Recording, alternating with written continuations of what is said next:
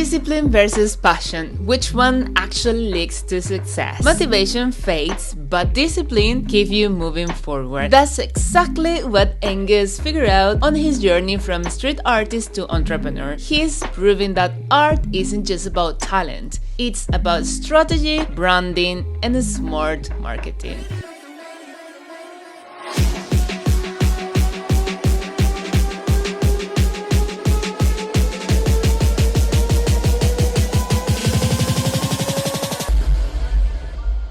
Hey everyone, my name is Belly and if you're subscribed, that's wonderful. I'm here with an amazing guy. He's a big dreamer and that's the reason why he teamed up with Simon Squibb. We would like to understand everything about this artist and marketer. In this channel, let me tell you, we love marketing. I'm a marketer myself.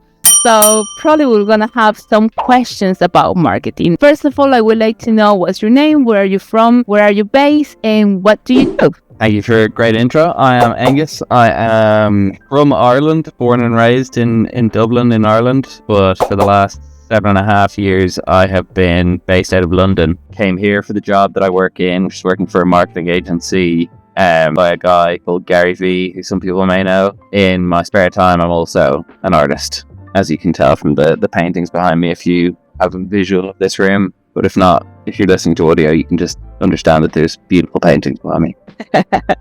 They are beautiful, yeah, they are quite inspiring. Okay, we would like to know also, please, how long have you been an artist? Did you start feeling that you can make money out of this when you were a child? You decided that you want to be an artist for the rest of your life? Were you good at school? I was not good at art in school based on the way that was defined by school system of like being able to draw things and stuff like that. I was into music and I was in bands and stuff when I was young, so I was definitely into creative outlets. From my 20s, I had done a few random abstract paintings and enjoyed it, and then did one and then not thought about it again for a couple of years, and then did another one and really enjoyed it, not thought about it. In 2019 started to get kind of a bit more into it following the first time I went to Glastonbury, and I think that sort of inspired stuff. And then I had a few canvases. I'd done a couple of paintings at the end of 2019, maybe early 2020, and I had a few canvases, and then when COVID kicked off,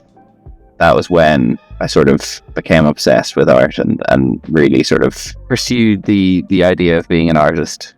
Your dream. Let's call it dream because we're in this dream vibe. Okay, so you mentioned that this Glastonbury experience changed your life. Can you tell me what exactly do you think that clicked your mind? Was it one particular artist? Which is your favorite band that was there? What happened that day that you say, or in that festival that you say, okay, I'm going to be an artist, I'm going to make money out of this?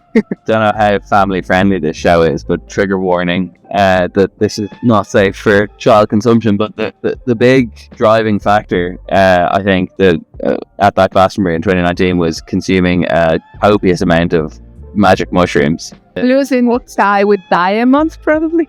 Exactly. Over the course of about 5 days. That was one big factor. I think another big factor was like just the general vibe of that place. It's like there's art and artistic expression everywhere. And then I also was there randomly in my camp.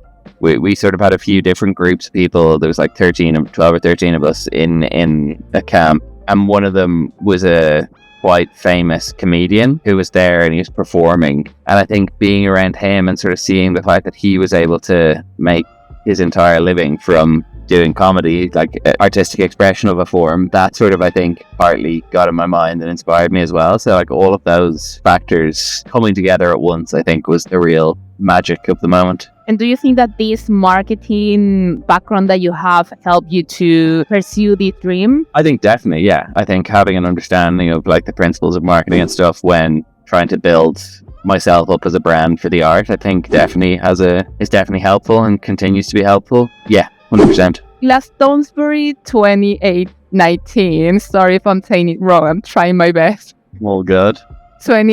2019 was not the only one. You've been a couple of times. 2019 went, then obviously COVID happened, so Glastonbury didn't happen for a couple of years. 2022 it did happen, and I was there. And I think maybe there, some part of me was like, I kind of realised how big a gathering of people, what a place it is, that like I was like, oh, it could be cool to do something here to kind of build the brand, but also like add to the vibes of the festival. That got in my mind. And then for 2023 I went and I brought like 1,000 tote bags with, I've got this sort of signature, here's a visual example of it on a sticker.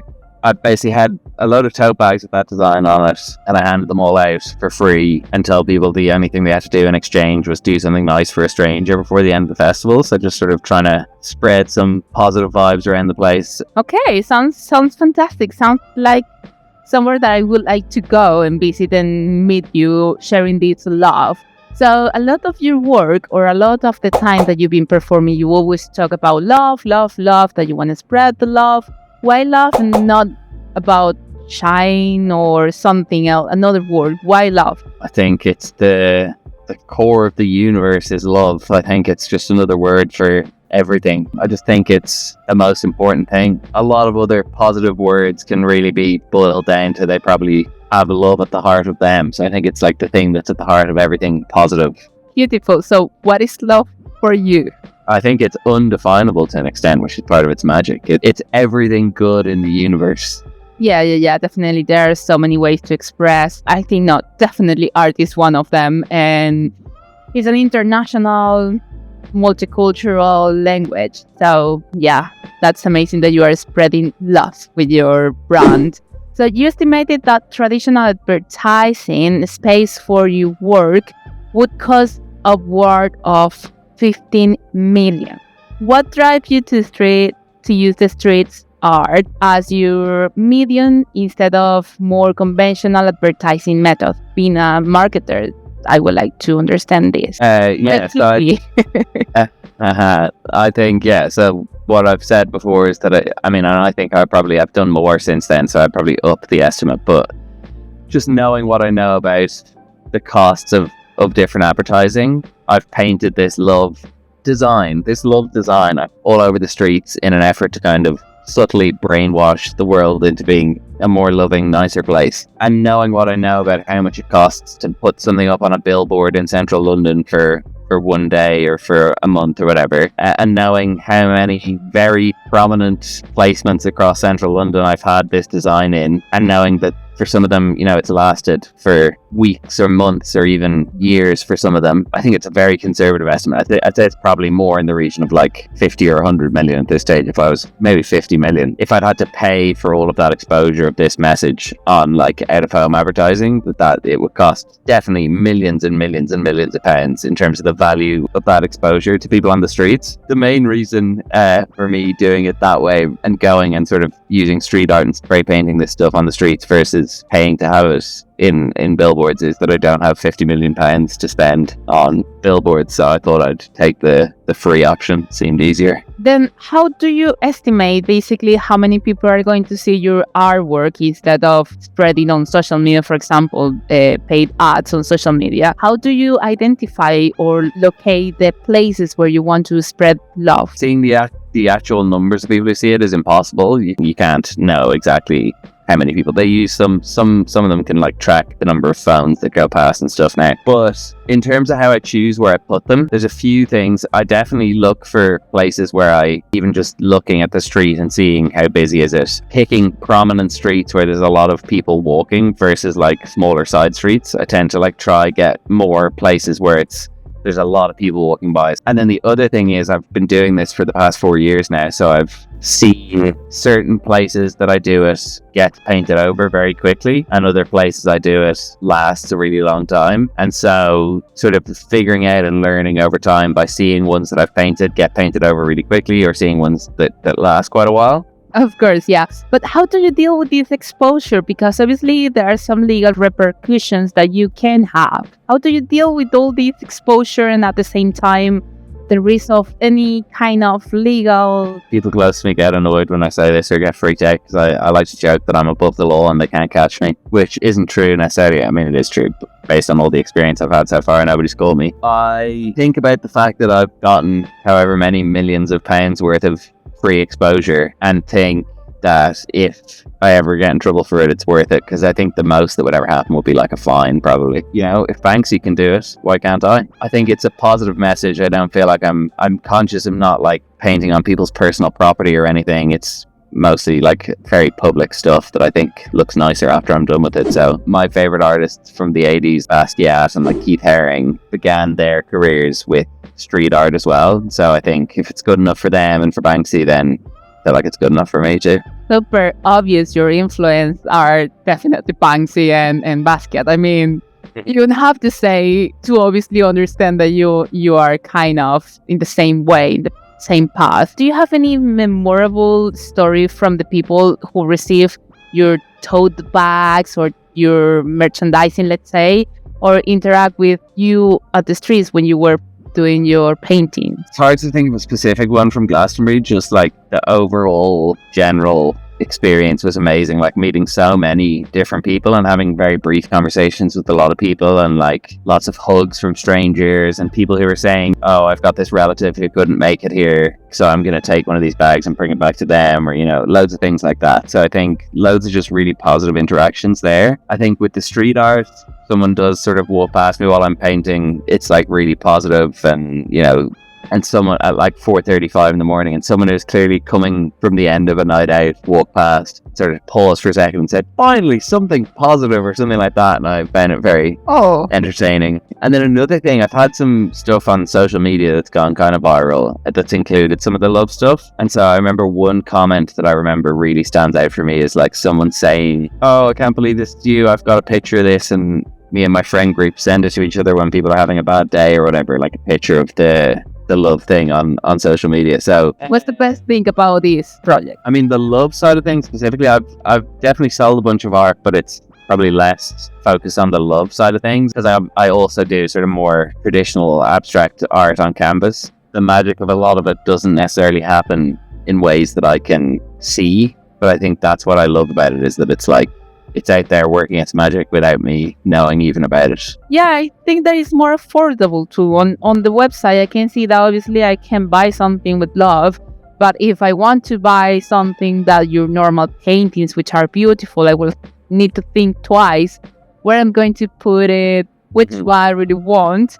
But I can buy, for example, 3 or 4 love and put it somewhere. Like, it's more affordable. So probably what I understand enough, I can see is that you are spreading your name with the love, spreading love, and at the same time you are promoting your brand in a more affordable way. To the extent, yeah, but I mean, I think on the street art side of things, there's no tie to my brand that someone can see. Like, it's just the love message. One person even was like, oh, I thought this was like some big organization that was painting this around the place. And I was like, nope, just me. So yeah, it's not, it's like, I like the idea of someone being aware of the love and then at some point sort of discovering me and realizing that I'm the person who's been doing that, you know? Well, it's the top of the funnel, like a massive spread of the top of the funnel saying like, hey, this is me, and then find out who I am. Yeah, exactly. It's clever. Very ineffective top of funnel marketing though, because in the traditional marketing, it's all about making sure people are aware of who the brand is, the bottom, they can follow. But this is like, hey, here's something, and then, you know, 0.5% of people might ever find out it's me who's seen it. Brilliant. Okay, I have a question out of a script. Nice. Can you explain to me about these expensive little dots? Are you mocking people, or is like some super extremely deep, intense information that I'm not seeing? I mean, I have some friends that they had. I remember one story. Let me put in context first what I'm asking about is. They have a frame, and they put the frame on the wall with the intention to put a little soul in the middle, a grain of soul in the middle. And that was the expressive art. So I can relate with these expensive little dots. Can you tell me what it is about? Like a banana on the wall? What is this?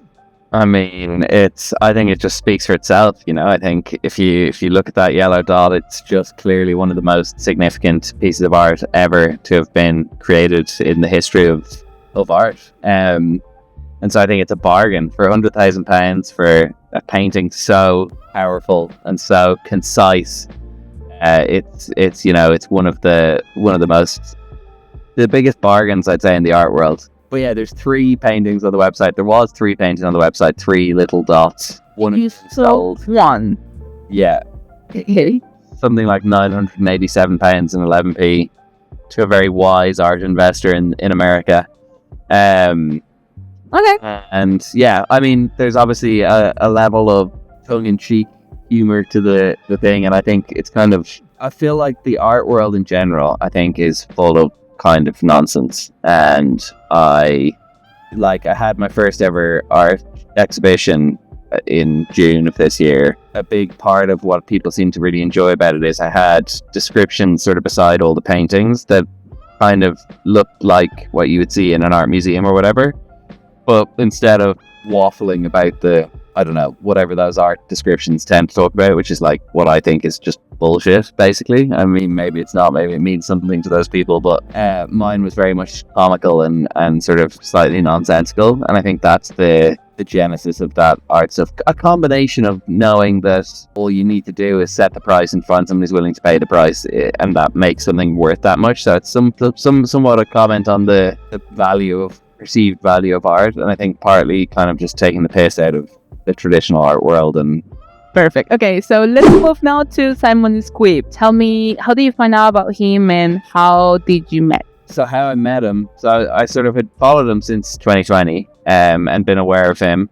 Like I said, the company I work for has a very well-known CEO, Gary Vaynerchuk. He's based in New York, but I work in the London office of VaynerMedia, the company that he owns. Well, one of the companies that he owns. And we had a big party to open the office, and it included a bunch of people got invited from Creator Space and all that sort of stuff. I was there chatting to people from work or whatever, and my boss said to me, "Oh, I've just seen that guy over there who asks people if they have a dream." And I was like, "Oh, no way, I love that guy. I'm going to go say hi to him." I stood on the outside awkwardly of their conversation for a while, and then eventually found sort of an in, got into the circle a bit more, and waited a bit more, and then saw an opening and sort of introduced myself to him. And the whole reason I'd gone over was to be like, "Oh, hey man, like, been following you for ages, like, love what you do, keep doing it," basically, and like just shake his hand or whatever and walk off. And that's what I was kind of expecting to do, and then ended up in like quite a long conversation with him, and he was asking me questions about me and stuff, and then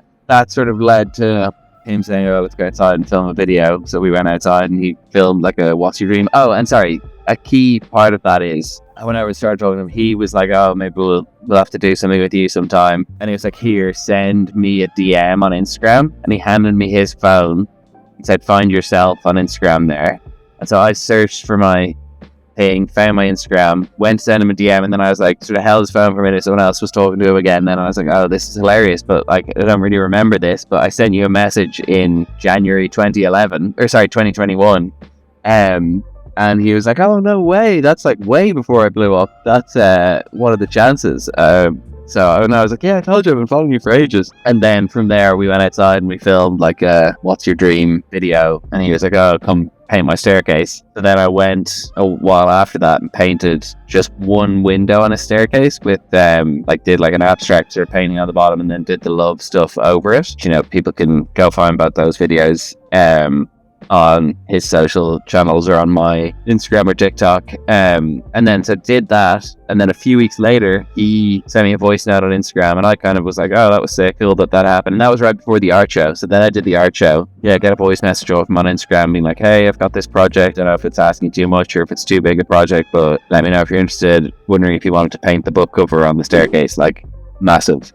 And I was like, "Yeah." I mean, I basically was like, I can't say no to that opportunity, but equally I have no confidence that I'm able to do it, because all the painting I do is very abstract, or like the love stuff is all with stencils.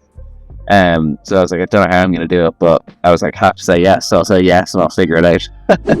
There is going to be a video that is going to be released on his social channels. I'm not sure when. It's going to be at some point in the future, or maybe by the time people are listening to this, it's already out. It's already, yeah. Oh my gosh. Thank you. I mean, how can you, again, outside the script, how can you crack this interview with Simon Squibb? Because I pitched my dream, and many people, I'm pretty sure they pitched their dream, but obviously he has so many people that he has to pick someone. Obviously you have an amazing art to share, but can you give me some tips? How can I say, this is what I can do? Can you help me to do this? Practice makes perfect, maybe. You know, I think I had probably spent the past 4 years kind of refining that dream and how to describe it in a sort of concise and simple way, talking about it a lot and thinking about it a lot. That's the real answer. And then over time, it will sort of become easier to articulate and to express and to sort of get the point across in, a concise or easy way. Would you describe your dream in just one sentence? Is that the best way for us? If you can. And then obviously you need to be able to follow it up with a bit more substance, because a sentence can only sort of high level summarize something. But yeah, my one sentence is that I want to spread love across the world, which is an easy one to understand. But I think obviously sort of sounds slightly crazy and requires some further description and discussion to get under the hood of. But yeah, I think if you can have a sentence that describes it, that would be the ultimate. What is your dream? We can practice now. Well, I've been thinking this so many times, because I started with, yes, I want to become a great marketer you see, I want to be a great journalist and marketer. Mm-hmm. Then there are too many ways to express what is journalism, what is marketer that are not the same thing. How can you combine them, right? So one of my channels that I want to spread this marketing and journalism stuff is through social media, YouTube, for example, which is my channel. Obviously, social media, marketing, and journalism, interviewing people like you, trying to make sure that I read about you before, try to make sure that, you know, all the different production stages are done. Mm-hmm. But then I'm like, okay, but also I want to help my family, so I need money to help them. For example, I'm working right now in a company that they do franchises for home care. Mm-hmm. And my granny, she passed away. She had dementia.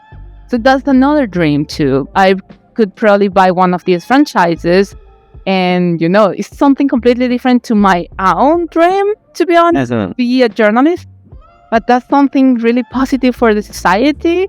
So difficult to define which is your dream, because, yeah, I can pursue my dream and myself find, but what do I want Simon Squibb to help me with my dream? I want to be in the BBC, for example, one day. Just imagine, I have an accent, so it will be quite difficult. But yeah, what do you think? I think it all sounds good. I think there's probably a world in which you can do it all, maybe, and sort of follow all those dreams in some way. I mean, maybe there's a way you could tie everything together and have you could have your home care or whatever for elderly people, and you could interview them, and then that could become the content, and you could have stories about them, something like that. Wow, that sounds amazing. You see, that's why you are here. Yeah.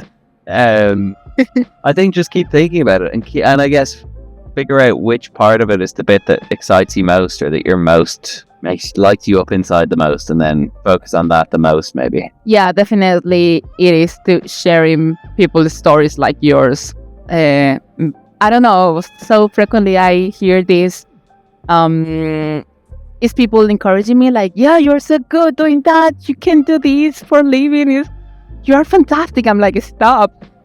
That embarrass me. But yeah, this is so frequent. I stop people on the street sometimes, and I'm like just talking to them, and then immediately like, you know what, I have all my equipment with me, can I have an interview with you? And they're like, yeah, okay, now, yes, now, if you are here now, let's do it. Even though I don't know about this person, with just a little chat I can probably think about the questions.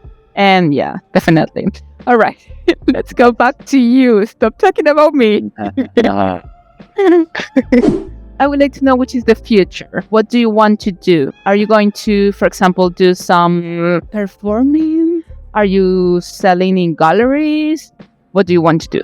I think I still need to figure it out fully, whether trying to get into a gallery is what makes the most sense or continue to try and just sell stuff myself. I definitely want to start making more YouTube content because I think that's the real place on social media where you can build a valuable audience more than anywhere else. I definitely want to put on more art shows. Like I did the first ever exhibit I've done was in June of this year, and I absolutely loved the experience, and it was also fairly successful. Like I sold 60 something paintings, so it was like a overall just great vibe. I've also got like clothing with the love stuff on it. You can see it somewhere there. So like potentially doing some more of that stuff. I've got one free t-shirt to give away to one lucky listener viewer. Make sure you follow all of these details to enter into the draw, and one lucky person is going to get a free love t-shirt and be able to brainwash the world. And then obviously in my day job work as well, that's another thing that I'm pursuing, I think, and sort of trying to grow in. I think the ultimate dream would be like being at a point where I could be full-time with the art and like content if I wanted to. I'm not saying I necessarily would want to make that leap or immediately make that leap. I think there's still a lot I value in the job that I have and the work that I do. But to be in a position where it's like the work is by choice and there's like maybe a roadmap to someday be just full-time with the art, I think would be, that would be the dream. Beautiful. Yeah, mine too. I have some friends that they are artists and they want to sell their product, especially their pieces. How will you encourage these beginners, let's say these entrepreneurs that they want to start a artistic career like yours? I think building a website is probably the first step.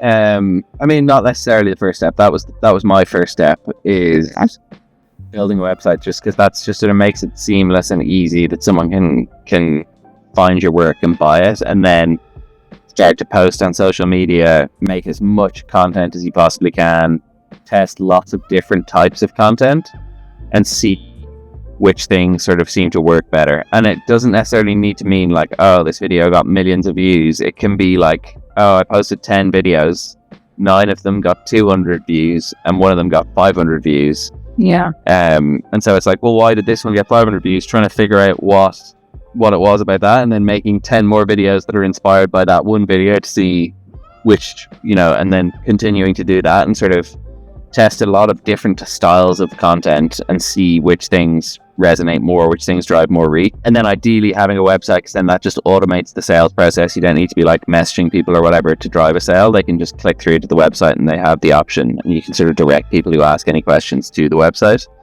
I think the other part, Gary Vee, the CEO of my company, I asked his advice once, and one thing he said that I should do more of, which I'm still not great at, but that is, you should post, most of your content should just be like trying to spread whatever message or like give value to the audience who are following you. But at least, let's say 120 or 1 in 10 of your posts should be aimed at like actually directly selling. So being like, hey, I've got this piece for sale, it's available on my website, go check it out, I'm trying to whatever, you know what I mean? So like having most of your content not being focused on selling, because if you just constantly are selling, people will be like sick of you and it'll feel like you're just trying to take from them. But equally not never selling, so like once every so often having a post that's like, hey, go and buy this piece of art, because that's how you actually convert those people who are following you and drive the sales. You don't have any meta paid ads. Can you explain that to me?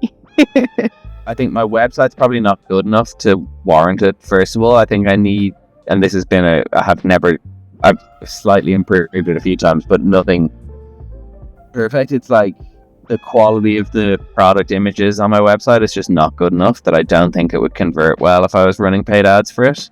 I would probably start with paid search advertising if I was going to start it anywhere anyway. But I think yeah, updating the product imagery, which is one of the many things on my to-do list that I just haven't done for a long time, that's the first step. That I think then maybe if I had that and the website was in a bit of a better place, then it might make more sense to do that stuff. But that's probably the main thing. Maybe partly an excuse, partly not having enough money to necessarily invest in paid advertising. And like, kind of the other thing is, I think if I was really focused, and I think since the art show and stuff, I have not been doing a good job of managing my own social channels, I think there's still a huge amount of opportunity organically that potentially at this scale the investment might be better placed trying to get more organic reach than necessarily paid advertising. Yeah, definitely. We need more qualified leads that just generate leads and pay to Facebook to just click in your website and convert amazing quantity of for a very low cost of clicks or conversions. And at the end, they are not qualified leads. So the organic, you're doing great. Anyways, I have a marketing agency and I'm right now finding 10 founders. Nice. Founders, clients, which is going to be extremely cheap. So we can talk about that later. This is advertisement. I love it. Insert. I wasn't expecting this.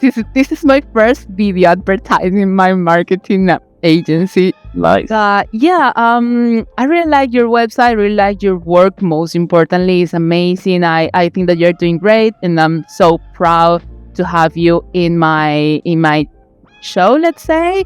And one more question will be, can you encourage everyone to follow their dreams?